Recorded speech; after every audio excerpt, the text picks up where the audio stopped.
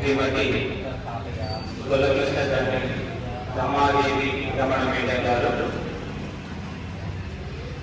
ముదిరాజ్ కమ్యూనిటీకి మహిళా అధ్యక్షురాలుగా ఉన్నారు. అదేవిధంగా జనరల్ సంఘానికి ఉపాధ్యక్షురాలుగా ఎంప్లాయీస్ కమిటీకి కూడా ఉపాధ్యక్షురాలుగా కొనసాగుతున్నారు. మేడం గారు ఈ ఆగస్టు నెలలో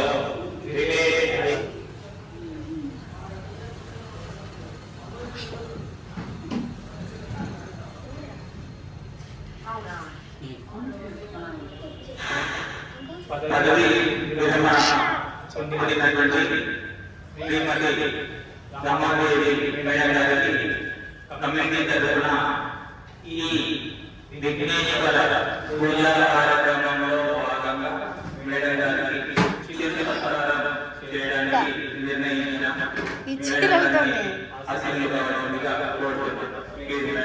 ఇలా చెప్పింటే కొంచెం అన్నా తయారైపోద్దు.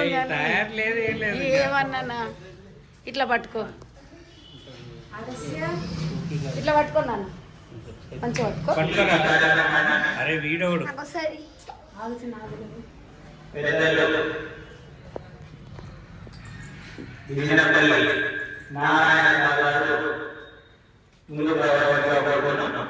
అరే ఊకోరా.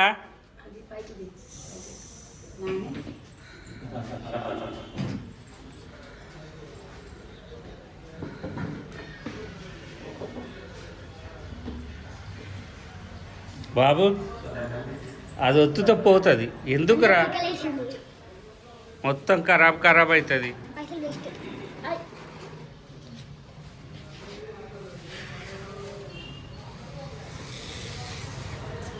ఈ కార్యక్రమాన్ని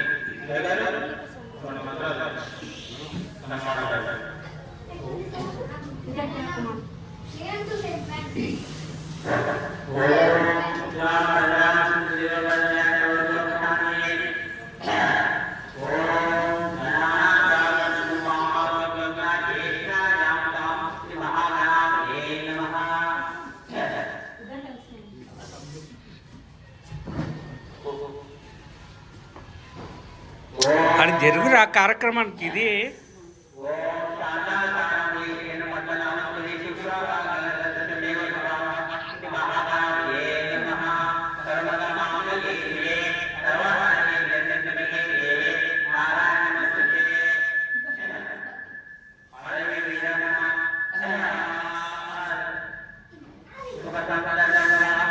దూరం పెట్టండి, మైక్ దూరం పెట్టండి.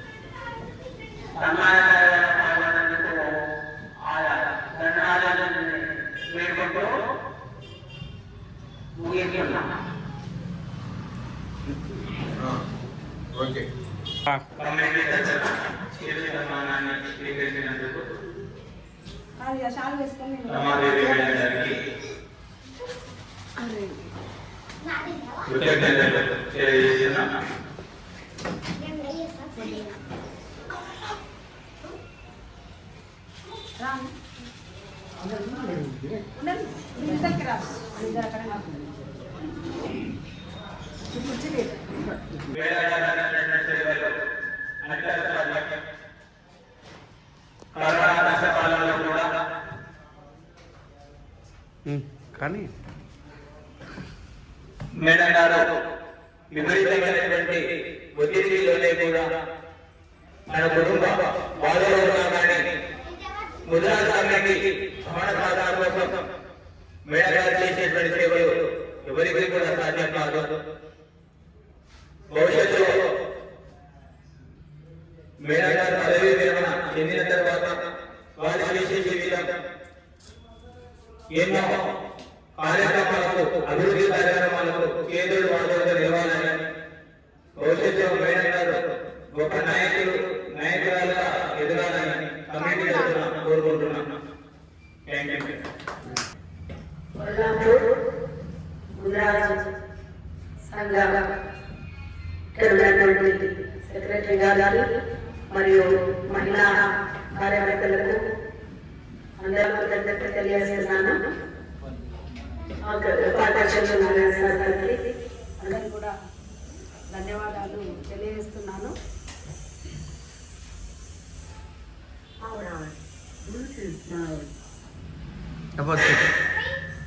ఇక్కడ అనుకోకుండా కొల్లాపూర్ ముద్రా సంఘంలోకి నేను రావడం జరిగింది. అన్ఎక్స్పెక్టెడ్ గా అంటూ కరోనా సమయంలో మొదటి కరోనాలో నేను ఇక్కడికి రావడం ముందు మా సార్ అడిగితే వద్దు అన్నాను. వద్దు, నువ్వు తట్టుకోలేవు, నువ్వు చాలా సెన్సిటివ్, తట్టుకోలేవు అన్నారు. అలాగే మౌనంగా ఉన్నాను. మీరు కూడా ఎవరైనా ఇంట్రెస్ట్ ఉన్న వాళ్ళు మహిళలు కూడా మీరు ఏదైనా సరే కొల్లాపూర్ ముద్రా సంఘ పోరాటానికి ముందుకు రావాలంటే నేను మౌనంగానే ఉన్నాను. కాకపోతే కుమారుడు రాధాకృష్ణ శాస్త్రంతో చేయించారు.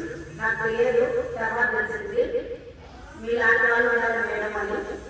సరే అడుగైతే వేసాను. అప్పుడు నేను ఒక్క మొదటి మహిళ, ఎవరు లేరు, అప్పటికి రాలేదు. ఆ టైంలో కూడా నేను పోలీస్ స్టేషన్ల చుట్టూ, గ్రామ పంచాయతీ చుట్టూ, ఎంఆర్ఓ ఆఫీస్ చుట్టూ కూడా తిరగడం జరిగింది. ఇక్కడ ఉద్యోగం చేస్తూ కరోనా టైంలో కూడా మాస్క్ వేసుకుంటూ పోలీస్ స్టేషన్ల చుట్టూ కూడా తిరగడం జరిగింది. పోలీస్ స్టేషన్లో కూడా కరోనా ఉందన్నమాట. అలాంటి సిచ్యువేషన్స్ లో కూడా మేము ప్రాణాలను తెగించి ముద్రా పోరాటం కోసం ముందుకు వెళ్ళాను. తర్వాత ఒక 5-6 నెలల తర్వాత లేడీస్ మొత్తం కూడా రావడం జరిగింది. అంతవరకు ఒకసారి పోరాడాను. అందరం కలిసి ఒక మహిళా సంఘంగా ఉంటే బాగుంటుంది అని చెప్పి కొత్తగా మన ముద్రా సంఘంలో మహిళా సంఘాన్ని ఏర్పాటు చేసింది కూడా నేనే. ఓకే, అధ్యక్షురాలు కూడా నేనే. మరి సెక్రటరీ శ్రీమతి కోటయ్య గారు. నా శక్తి మేరకు మించి కూడా నేను ఈ ముద్రా సంఘంలో పనిచేశానని గర్వంగా చెప్పగలుగుతాను.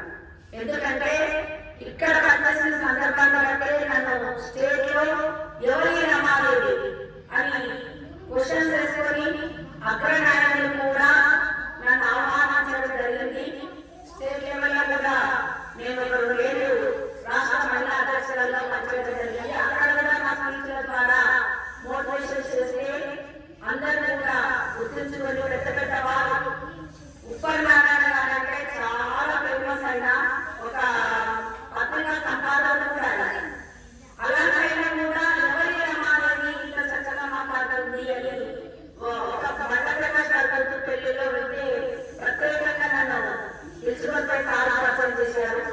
నువ్వు నా కూతురులాగా కాదు అమ్మ అని చెప్పి కూడా చాలా జరిగింది. అలాగే చక్క మరి రమేష్ గారు కూడా నా వీడియో చూస్తూ ఎవరు చక్కగా మాట్లాడుతుంటే ఉపాధ్యాయులు తెలుసుకున్నాడట. స్వయంగా ఆయన్ని నాతోని మా సంఘ సభ్యులు, రాష్ట్ర సభ్యులు వెళ్ళినాక చెప్పడం జరిగింది. ఇలా చాలా సందర్భాలలో మహిళలు కూడా నాతో స్వయంగా చెప్పడం జరిగింది. మీరు చాలా బాగా మాట్లాడతారు మేడం, మంచిగా ఉద్యోగంలో ఇలాంటి వాళ్ళు ఎవరు లేరు అని కూడా.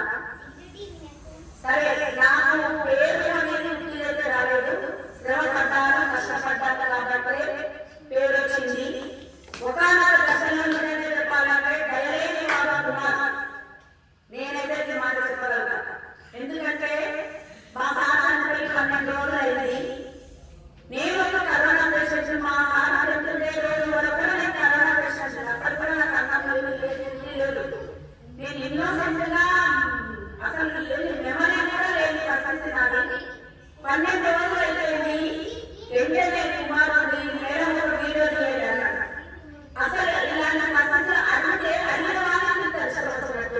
నా సిచ్యువేషన్ ఏంటి, నేను ఒక వస్తువు కోల్పోయిన మనిషిని, నా పరిస్థితి ఏంటి, నన్ను ఈ టైంలో మీరు అడగడం ఏంటి అని ఇంకొకరిగా చెప్పేవాళ్ళు. కానీ అలా తిట్టలేదు. ఎందుకు అడిగారు అని నాకు అర్థమైంది. ఈ టైంలో రమాదేవి ఒక వాహనం అనేది బయటకు వెళ్తే ఈ సిచ్యువేషన్ లో కూడా సంఘాన్ని ఇలా మాట్లాడుతుంది అందరికీ తెలియాలనే ఉద్దేశంతోనే నన్ను అడిగిందని భావనలో నేను చేశాను. ఫస్ట్ కొంచెం చేసేసరికి మర్చిపోయిన వీడియో కూడా చెప్పాను, పంపించాను. నా పరిస్థితి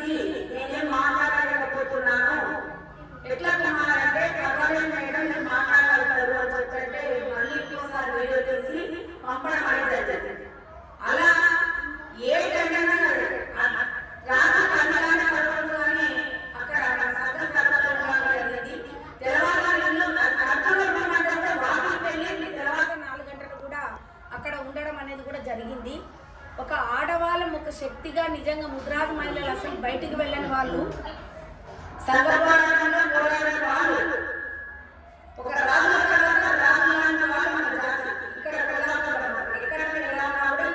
మాత్రం రాజుల సంస్కృతి అనేది మనకు బాగా ఉంది. వాళ్ళ తర్వాత చెప్పుకోగలిగినటువంటి సంస్కృతి నాగరికత అనేది మనకే ఉంది. అలాంటి వాళ్ళు కాబట్టి ఆడవాళ్ళం బయట వెళ్ళని పరిస్థితి. కానీ ఈ రోజు మేమంటూ వచ్చిన తర్వాత మమ్మల్ని కొంతమంది మోటివేట్ అయ్యి సంఘాన్ని రావడం, పోరాటాలు చేయడం అనేది జరుగుతుంది. నా శక్తి మేరకు ఇప్పుడు రిటైర్ కాకముందే నేను ఇన్ని రకాలుగా చక్రం తిప్పాను. ఇక్కడ స్కూల్ చూసుకున్నా, ఇక్కడ ఇంటిని చూసుకున్నా, నా భర్త ఆరోగ్యం, నా భర్తను చూసుకున్నా, నా కుటుంబాన్ని చూసుకున్నా, బయట పనులు చూసుకున్నా, సంఘ కార్యక్రమాలు చూసుకున్నా, స్టేట్ లెవెల్లో కార్యక్రమాలు కూడా అటెండ్ అయ్యాను. ఇన్ని పాత్రలు నేను పోషించాను. ఇప్పుడు పోషించాలని ఒక్కటి మాత్రం దూరమైన స్కూల్ పాత్ర. ఇప్పుడు ఉండే దాన్ని కూడా పెట్టాలని అది నా బరువు బాధ్యత కానీ నేను చేయాల్సిన పాత్రగా నేను భావిస్తాను. కనుక తప్పనిసరిగా ఈ సంఘంలో నా వంతు పాత్ర ఎంత ఉందో అంత చేయించుకునేటువంటి వ్యక్తులు కూడా ఇక్కడ పక్కనే ఉంటారు. వాళ్ళకి తెలుసు నేనేంటి అనేది. నేను ఎంత చెయ్యాలో అంతవరకు నా సహాయశక్తిగా నేను సంఘాన్ని ఇప్పుడు నుంచి కూడా రంగంలో దిగాలనుకుంటున్నాను. తప్పనిసరిగా ఇప్పుడు ఎలక్షన్లు వస్తున్నాయి కాబట్టి మోటివేషన్ గా మన మహిళలకు కానివ్వండి, మన సోదరులకు కానివ్వండి, నేను వీడియోలు చేసి పంపాలనుకుంటున్నాను. మోటివేషన్ లాగా తప్పనిసరిగా పంపుతాను. అవకాశం వస్తే నాకు కూడా ఎవరైనా పిలిపిస్తే నేను కూడా రాజకీయంలోకి రావడానికి ఆసక్తిగానే ఉన్నాను అన్నమాట. Okay, thank you. ఈ రోజు నాకు సన్మానం చేసినటువంటి ముద్రా సంఘానికి నేను ధన్యవాదాలు, కృతజ్ఞతలు తెలియజేస్తాను. Okay, thank you.